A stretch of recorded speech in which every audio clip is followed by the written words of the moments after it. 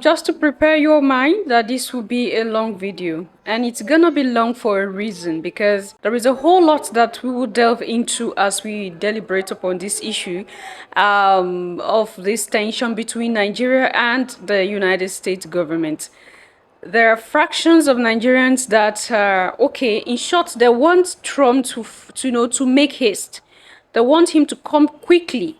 Okay, they can't wait to have the American soldiers on their soil. And there is a little fraction who understand the whole thing, understand everything, and are saying, okay, we are aware that there are killings of human beings, of Africans. We are aware that terrorist insurgencies is on the rise, and the government is truly not doing anything. Yes, Trump is right that the government is not, making haste to trash this issue as they should.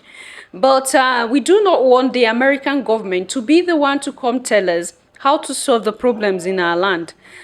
Because there is no way the American government will get involved in your case and you will remain the same.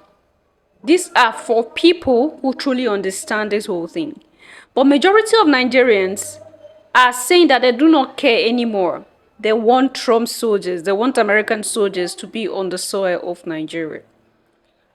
I don't see anything wrong with them wanting the soldiers to come because, of course, they are not in the know. And it is because of what mainstream medias do to sovereign powers, to the image of sovereign powers, making them look like saviors to other races. Majority of Nigerians, this same fraction that are saying that Trump should make haste and come help them, are not aware that the Boko Haram, the Fulani terrorists, and all others who are in the soil of the African people, terrorizing people by day, are sponsored by these same sovereign powers that claim what they want to come help Nigeria. Let me just say parenthetically, I tried for 3 years to get the Clinton administration to designate Boko Haram as an FTO, of the Obama administration, as a foreign terrorist organization. I held hearing after hearing, and they wouldn't do it. On the day I was marking up my legislation to do this, just that, State Department said, oh, we're going to designate them an FTO. And that was for all the crimes they were committing. Later, it was the Chibok girls. It was all the other atrocities being committed by Boko Haram. And they wouldn't even give them the FTO status so we could start investigating where they get their money, their weapons, and the like. In December of 2020, President Trump designated Nigeria as a country of particular concern, only to be reversed without justification by Secretary Blinken in November of 2021. And again, CPC, as you know, carries significant sanctions, a whole broad array of sanctions that the President and the Secretary of State are empowered to level on a country that commits persecution. This hearing, we're hoping, will be a catalyst for action by our own government and also by Congress, and of course, above all, the executive branch. The new president has a lot to do, and I think he'll do this, and then, if necessary, impose sanctions. Your money, $697 million annually, plus the shipments of cash funds madrasas, ISIS, Al-Qaeda, Boko Haram, ISIS Khorasan, terrorist training camps. That's what it's funding. Before now, Trump had accused the South African government of, genocide against white people. We saw how that went down. And now, the same thing is happening in Nigeria. And there is a whole lot behind the reason why Trump is targeting Nigeria. If you understand geopolitics, if you truly know what is going on around you politically around the world, you will know why Trump is diverting attention to a country like Nigeria at this time. At this time, there is a reason why. Yeah, for most of you Nigerians who have, trusted the white man so much and don't see anything wrong with what they do. Of course, they gave you Jesus. Of course, they gave you the Bible. Okay, same with the Arab Emirates. A lot of Muslims, African Muslims, don't see anything wrong with what they are doing in the continent because they gave you the Quran, they gave you Islam. Okay, look at what is happening in Sudan. The Arab Emirates is the one sponsoring what is going on in Sudan. Or are the ones sponsoring what is going on in Sudan, rather. But the average African who truly believe and hold these people in high esteem will never see the wrong that they do. It's quite unfortunate, Your Majesties, but I don't know how I'm going to explain this to us to understand this whole thing. But gradually, as I unfold to you the truth that they say from their own lips, read their lips, they are the ones that are telling you that they are the sponsors of Boko Haram, they are the sponsors of terrorism in the continent. So how can someone who sponsors terrorism come to save you? No, Africans don't see this. Nigerians don't see this. Nigerian Christians are happy. And why do you think that Trump decided to make this whole thing? You know, the way he came out like, okay, Christians are dying, so I'm coming to save Christians. And Christians are so happy. They are so happy. Finally, you see where Nigerians are happy, celebrating, jubilating. Finally, the United States government are coming. Trust the American government at your own risk. This was a video I made some few days ago before Trump made this statement about Nigeria. I know many of you didn't watch that video. I'm still going to leave information there so that we listen to it. But before then, let's listen to the debate between Nigerians and how they truly believe that Donald Trump is coming to save them. You are in support of America invading Nigeria. 100%. Guns are blazing. I said 100%. Since the government have refused to listen and leaders are not even helping matters. Wouldn't that affect the sovereignty of Nigeria? That's the question I'm asking. You now have a sovereignty where terrorists are not telling you what to do, Abi. You now have a sovereignty where terrorists are on the dining table with government, telling government what to do, and leaders are supporting it in Moses. That's even my annoyance. Why would anybody utter such words? These are things you should frown at. Who brought them into Nigeria? Was Nigeria like this in 1999? Moses, please be sincere to yourself. Who brought them into Nigeria? What are they doing here? Why are they not in Ghana? Why are they not in the Republic of Benin? Please, why are they not in South Africa? You can see, we forgot the genesis of our problem and we are blaming America. Let them come. If that will solve the problem. Since you people don't know what to do, let them come and help us. Look at now, as I'm talking to you now, almost 20 villages have been taken over in Plateau and Benue. Moses, who are those to occupy those villages? Are they Christians? The real indigenous of those states are now in IDP camp, and they are the farmers in Nigeria. Can you beat that? Yeah, more clips are coming. The farmers are targeted, and that's where when I was talking about this issue of Trump coming in the first place, I was talking about GMO agenda in the continent of Africa. And it's unfortunate that at this time, majority of Africans, especially Nigerians, are not seeing this thing from that light, from that perspective. You know, there was this pushback by a lot of Nigerians because they became knowledgeable about GMO when this whole thing came in and what's his name? Bill Gates was roaming around the continent trying to propagate GMO. A lot of Nigerians came up and said they do not want that. A lot of awareness was created about GMO. It was hot at that time. I don't know if most of you remember, not just long ago. And after some few, it's not up to 2 months, now we are seeing this, that America is coming to save Nigerians. You see? Now, if you understand geopolitics, like I say, and you do this calculation yourself, you understand why at this time the American government is focused on Nigeria. Yes, people are dying, and those that are dying are farmers targeted in their farms. Like I told you, all the villages that have been invaded and taken over by Fulani herdsmen are predominantly farmers. These are where the food of Nigeria comes from. So why can't Nigerians understand that there is a war against the core? Like this war is targeted on the core of ourselves. They've tried everything. But when they saw that Nigerians became knowledgeable about some issues, now they are diverting their energy into another way. And again, when you go further, there are analysts who tell you that there is a reason why Trump is coming at this time, because he wants to come do something and act like he's a savior so that at the end he can ask for Nigeria's oil. Is there any truth in that? I see a lot of truth in that. We need a lot of time to do analysis into it. But there are iota of truth in that as well. When you see what is happening between America and other world powers, if we have respectable Nigerians like this who are knowledgeable about the past, saying that they are happy, they want Trump to come and invade. Let Trump come and invade. Then what would you say about the, the average ones on the streets who don't even understand what geopolitics is? So majority of Nigerians are happy that Trump is coming, and they are asking that he should be fast, he should be quick about it. He should come and save them. Now let's listen to this. The United States designated Nigeria as a country of particular concern for the purpose of genocide against Christian population. This means that the US is now going to start official procedural proceedings against Nigeria in some strategic interests where Nigeria is a concern, especially in the area of weapons deployment, because they believe that some of the official weapons that is being supplied to Nigeria find its way into the hands of these terrorists that are committing such genocide. So an action is going to be taken against them. One of the sorts of concern with that designation is that the President of the United States, Donald Trump, is not just standing on the CPC designation.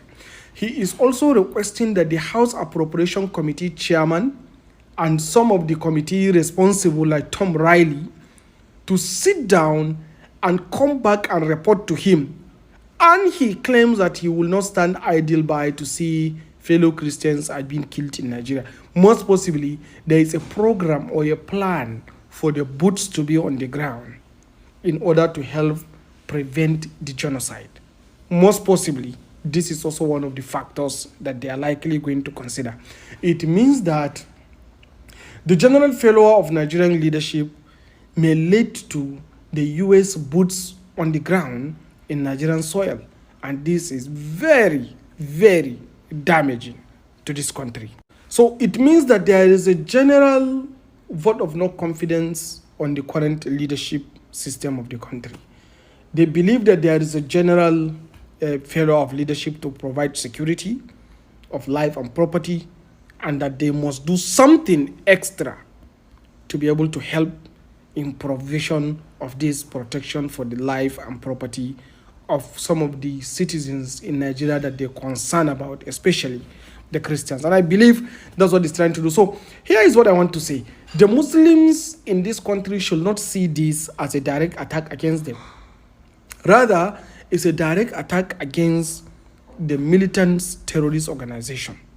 So, and there should be no issue of anger pointed towards some Christian population simply because of this is happening, but rather there should be a general consensus and understanding between the citizens of Nigeria so that we should all understand that there is a failure of leadership in the country, especially the political leadership and the security leadership, to provide the necessary protection that is required for a peaceful and prosperous society. And that is what led us to this problem. So the problem should be viewed from the lens of being generic, not from the lens of being religious division, that will lead to religious division between the Christians and the Muslims. And do not forget, the only interest group that went to the United States to present in the US Congress this concern are the Christian population. Possibly, if there is a Muslim population's delegation that also found their way to the Congress and expressed concern about the genocidal killings that takes place against Muslim population in Nigeria by the same terrorists, maybe that designation will have also happened. So we shouldn't target as one religion trying to confront the other, or Christians are trying to confront the Muslims in Nigeria. No, we should see it as the citizens that are supposed to be protected by the security and the leadership of the state that has failed, and that is why the US is trying to do that. And the US is likely doing that because only the Christian population went and reported the issue.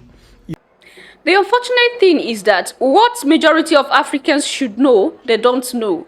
And that is why when it comes to issues like this or cases like this, you discover that there is always a division amongst Africans. And I think this is exactly what they want. When you are divided, confused, you don't know what to do, there's no other option but to just look up to them as a savior and wait for them to come save you. Exactly what is happening right now in Nigeria. because all hope is lost because the government is not doing anything about this terrorism, and they can't do anything because there was a pact they had made with these terrorists from the past. If you were here, you've been with me on this channel, we also analyzed the young man who had said that this Boko Haram that is, causing a lot of insurgencies in the north right now is the doing of the former president of Nigeria, the one that died recently, the Muhammadu Buhari, that he had made an agreement with the former president of Libya, Muammar Gaddafi, about creating a special force, the African special force, in a place in the northern part of Nigeria. That agreement was made, and after Gaddafi passed on, instead of Buhari to sit with the Union, the African Union, make a decision about these boys, he began to use these boys for his own benefits. He used these boys to destroy the regime of the then president, Goodluck Jonathan. And after he used them, he had promised them something. And after he took over power, he didn't do that which he had promised them. And they also keep, pillaging the continent, destroying and causing commotion here and there. That's video, I made that already. You can scroll down to check one or two of them. For Africans and black people around the world who understand what happens when America gets involved in your country, coming to fight terrorists on behalf of Nigerians is not a good news to them. For analysts who understand when a sovereign power like America get involved with you, they are not in support totally of America involving in Nigeria and claiming that they want to come help or save Nigerians. Mind you, I told you, over 50% of Nigerians are happy. In short, maybe you're up to 60 or 70% are happy that Trump should come because they don't know what happens after that. They don't know the repercussion. Their only concern is, okay, Donald Trump loves us so much. Donald Trump loves African Christians, Nigerian Christians so much that he wants to come and save Nigerian Christians. This issue has been going on for a long time. It is now that the American government wants to come and save. And I keep telling you here that when it comes to insurgencies in the continent, these same people who are coming to save you are the reason why you have an issue. I want us to listen to this one. Listen to these clips calmly, patiently, and leave your thoughts and opinion there at the section. Because America is behind the terrorism that is happening in the continent of Africa and also in Nigeria.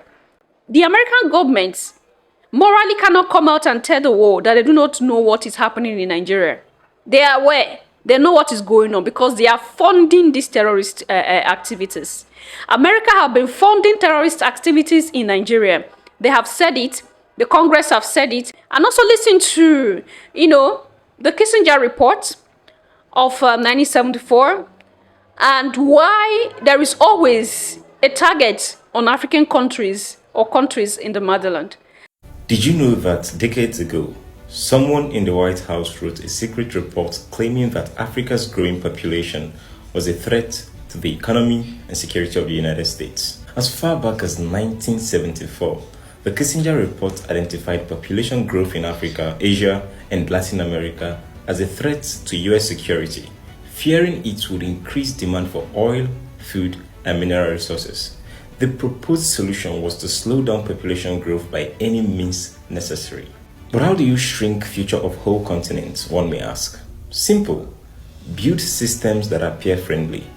Now here are 5 systems they built to secretly meet their goals. The first is family planning programs. This was the most direct. Campaigns, sterilizations, and foreign-funded birth control projects. On the surface, it looked like choice. In reality, it was pressure. The target was not just poverty reduction, it was population reduction. Second was finance traps. Through the World Bank and IMF, we all know, loans were offered with harsh conditions. Countries had to cut schools, healthcare, and jobs. Poverty spread. And when survival is hard, families shrink. Debt became a silent form of population control. The third and very effective are NGOs and foreign aid. NGOs became messengers.